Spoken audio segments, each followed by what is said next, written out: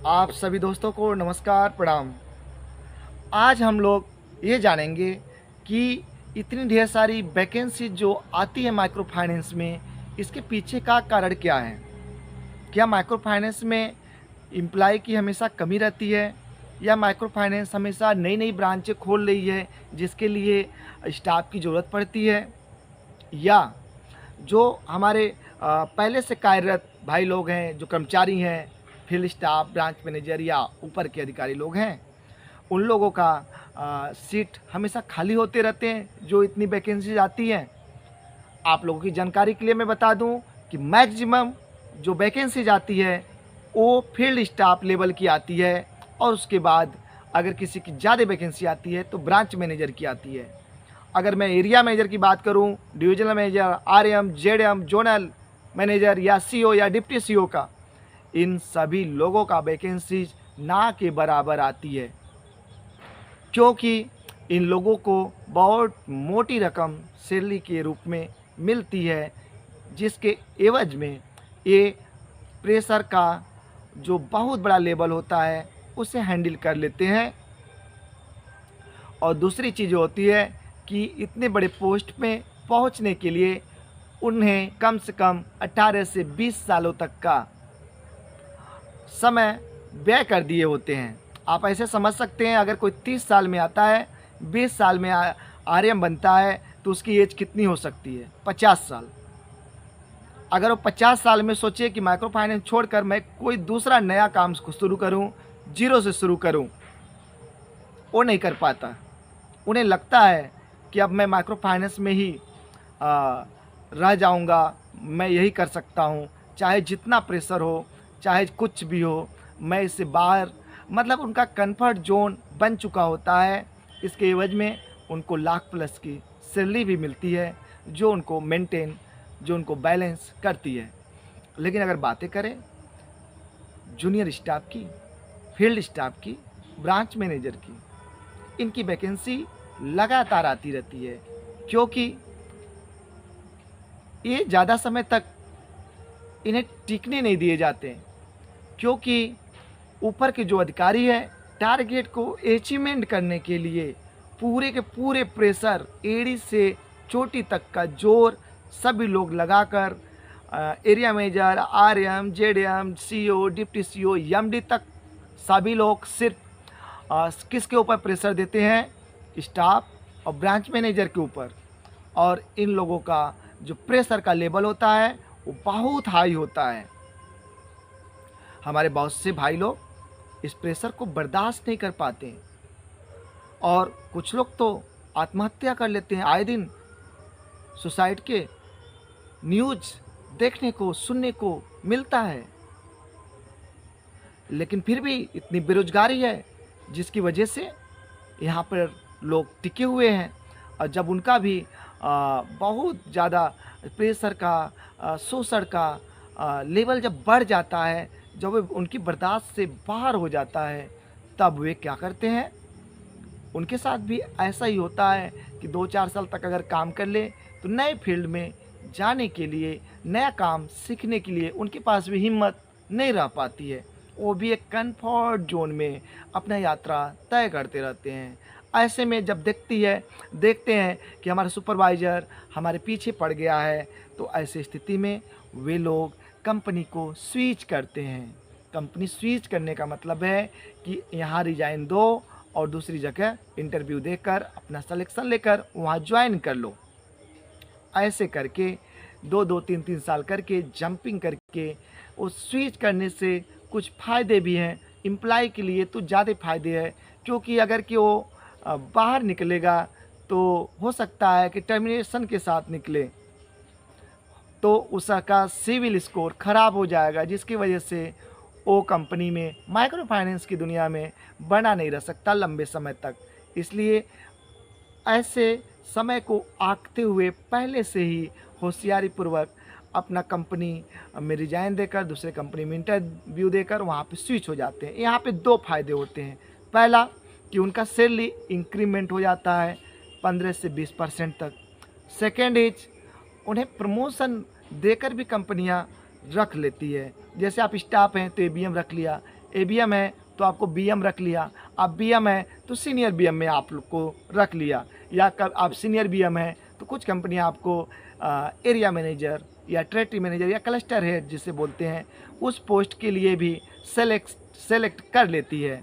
ऐसे में क्या होता है कि उनका जो एक भविष्य होता है थोड़ा सुनहरा हो जाते, पैसे बढ़ जाते, पोस्ट बढ़ जाते हैं, काम करने के तरीके बदल जाते हैं।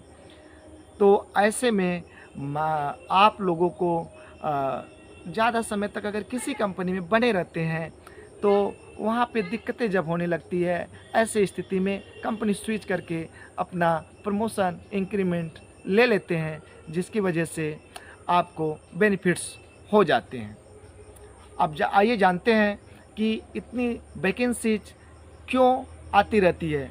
माइक्रो फाइनेंस में जो फील्ड स्टाफ लेवल के जो लड़के होते हैं वे ज़्यादा समय तक टिक नहीं पाते हैं प्रेशर की वजह से, और अगर टिक भी जाते हैं तो वहाँ पर हम ये देखते हैं कि जब उनका इंक्रीमेंट होने की बारी आती है, जब उनकी प्रमोशन होने की बारी आती है, तो उस समय कंपनी उनको किसी न किसी तरीके से उनको सो कॉज लेटर्स देकर, या जो पॉकेट फंडिंग है, या जो पैसा इधर का उधर एंट्री किए रहते हैं, इन सभी चीज़ों को किसी भी एक चीज़ को पकड़कर उनको सो कॉज नोटिस दे देते हैं, और उनको कि कार बताओ नोटिस आपने ऐसा क्यों किया, और उसके पास कोई सॉलिड आंसर नहीं होता, जिसकी वजह से उन्हें टर्मिनेट किया जा सकता है या कर दिए जाते हैं। ऐसे में उनका फ्यूचर बर्बाद हो जाता है, और 4-5 साल, जितने साल भी 8 साल 10 साल तक अगर काम किए रहते हैं तो उनका आने वाले दिनों में किसी माइक्रो फाइनेंस में अगर वो इंटरव्यू देते हैं तो उनका सिलेक्शन नहीं होता है। तो दोस्तों, आप ऐसे समय को भांपते हुए अपना ख्याल खुद रखें, क्योंकि माइक्रो फाइनेंस की कंपनियां खुद कास्ट कटिंग करती है। कास्ट कटिंग का मतलब समझ रहे हैं आप? कास्ट कटिंग ऐसे करती है जैसे आप 15,000 पाते हो, अगर आपको 18,000 रुपया प्रमोशन होने वाली बारी है, या सैलरी इंक्रीमेंट हो गया 5-10% हमेशा इंक्रीमेंट सैलरी हर साल होता ही है, तो उस इंक्रीमेंट को बचाने के लिए आपको ऐसे समझे कि आपकी 20,000 सैलरी हर महीने कंपनी की तरफ से आपको दी जा रही है।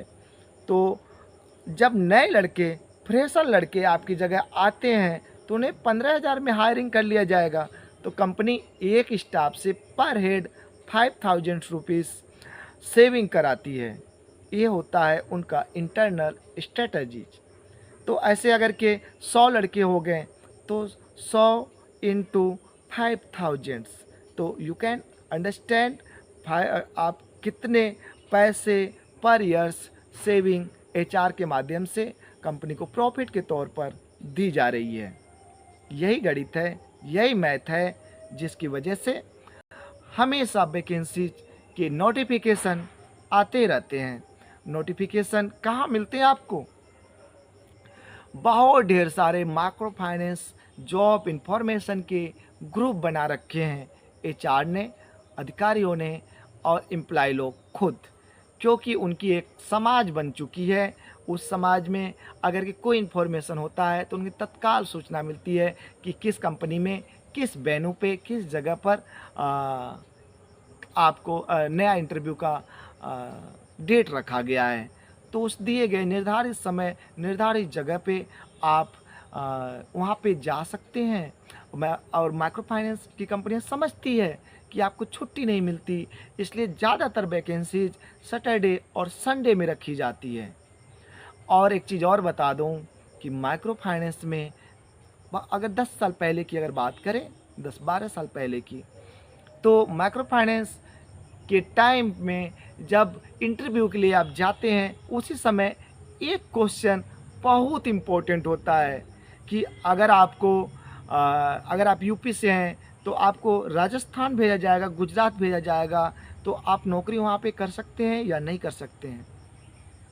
तो वहाँ पर एक रटी रटाई सा रिप्लाई आंसर होता था कि यस सर, मैं नौकरी कर लूँगा, कहीं भी आप हम मुझे भेजिए।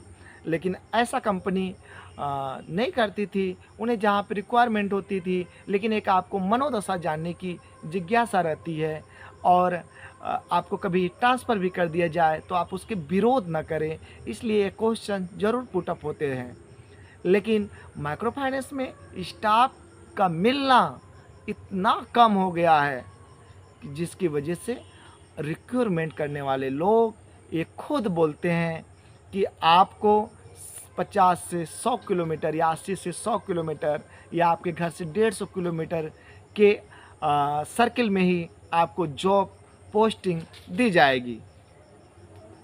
और एक चीज़ और बता दूं, लड़के न मिलने के कारण रिक्रूटमेंट ने करने वाले जो एचआर हैं, जो कंपनियां हैं, ये भी फैसिलिटी दे रखी है कि अगर आप स्टाफ का तो वीडियो कॉलिंग इंटरव्यू कर लें, क्योंकि एक दिन का 1 घंटे का छुट्टी नहीं मिलता किसी को माइक्रो फाइनेंस में।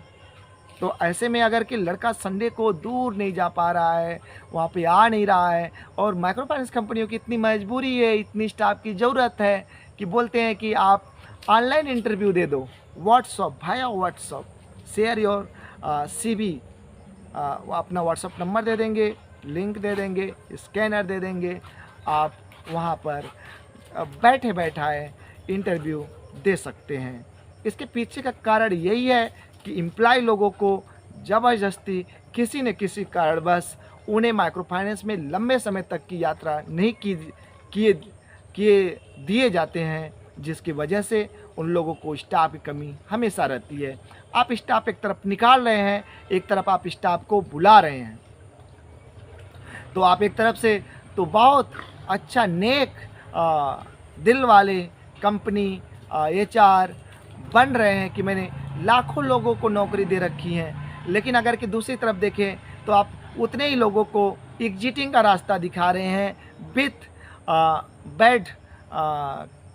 बैड मीन्स बोल सकते हैं कि टर्मिनेशन के साथ, अब्सकॉन्डिंग के साथ, सो कॉज नोटिस के साथ, निगेटिव फीडबैक के साथ। तो जितने लोगों को आपने निकाला उनका तो आपने भविष्य खराब कर दिया, और जितने लोगों को, फिर नए लोगों को, फ्रेशर लोग को लेंगे, अच्छे अच्छे लोगों को, और फिर उनको भी 1-2 साल काम कराएंगे, फिर उन लोगों के साथ भी आप इसी तरीके का प्रैक्टिस करने वाले हैं। ऐसा दोहरा नीति नहीं चलेगा, बिल्कुल होना भी नहीं चाहिए। ऐसा कंपनियां बहुत तेज़ी से करने का ट्रेडिंग खुद चला रही है, और माइक्रो फाइनेंस की पाठशाला इन सभी चीज़ों से आप लोगों को लगातार अवगत करा रही है, लगातार अवगत कराती रहेगी, ताकि किसी भी बच्चे का फ्यूचर बर्बाद ना हो। आज इतना ही, फिर किसी अन्य वीडियो के साथ उपस्थित होंगे। तब तक के लिए आप सभी दोस्तों को प्रणाम, नमस्कार। अगर हमारी वीडियो आपको अच्छी लगती है तो वीडियो को लाइक करें और कमेंट करें, अपने कमेंट के माध्यम से अपने विचार मुझसे साझा करें, और वीडियो को शेयर करना बिल्कुल भी ना भूलें।